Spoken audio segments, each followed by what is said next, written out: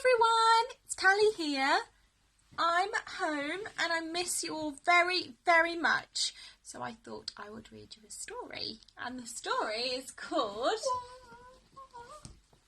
Slug Needs a Hug. And my little boy is going to help me.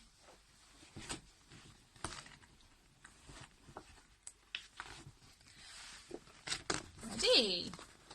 Once upon a timey, there was a little slimy, spotty, shiny, whiny slug.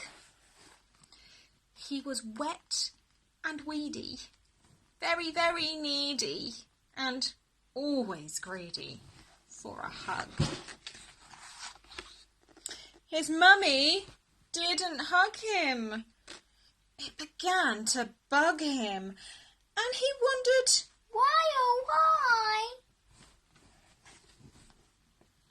Is she never snuggly?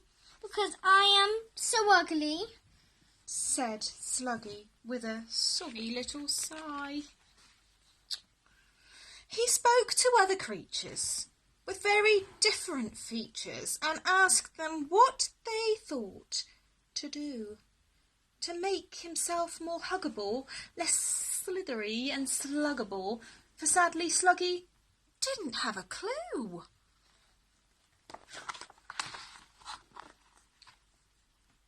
Perhaps if you were furrier and fluffier and purrier, said Kitten, then your mum would hug you tight. So Slug put a woolly hat on, with a picture of a cat on, and a furry jacket, just in case she might. You look funny, chummy. If you want a hug from Mummy, said Bird, you need some feathers and a beak. Piglet roared with laughter. If it's hugs the slug is after, he needs trotters and a tail and a squeak.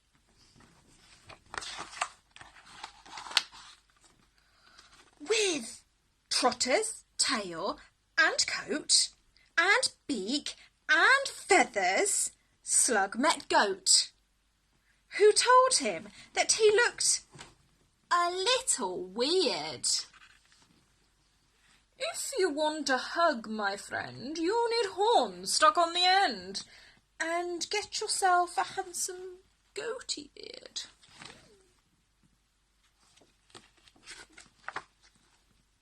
Slug did as Goat suggested, and he sensibly invested in some horns and a moustache made out of string.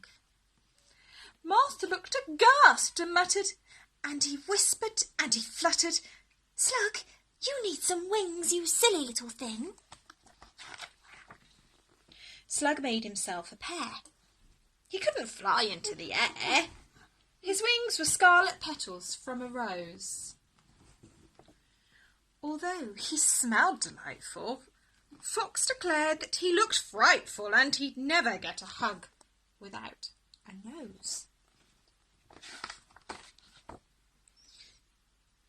Should I lose the beak, thought Slug, if I really want a hug?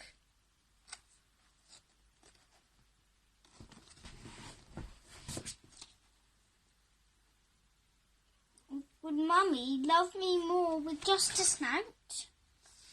There was very little space to wear them both upon his face, but Sluggy did, in case of any doubt. Slug gazed into the brook at his astonishing new look and barely recognised his own reflection. If she doesn't hug you now, then she never will, said Cow, as she gave the slug a head-to-toe inspection.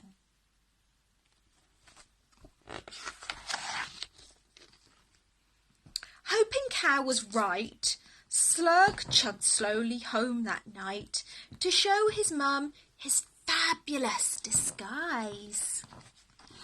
But after all he'd done, She didn't recognise her son. Mother, it's me, said Slug. Surprise!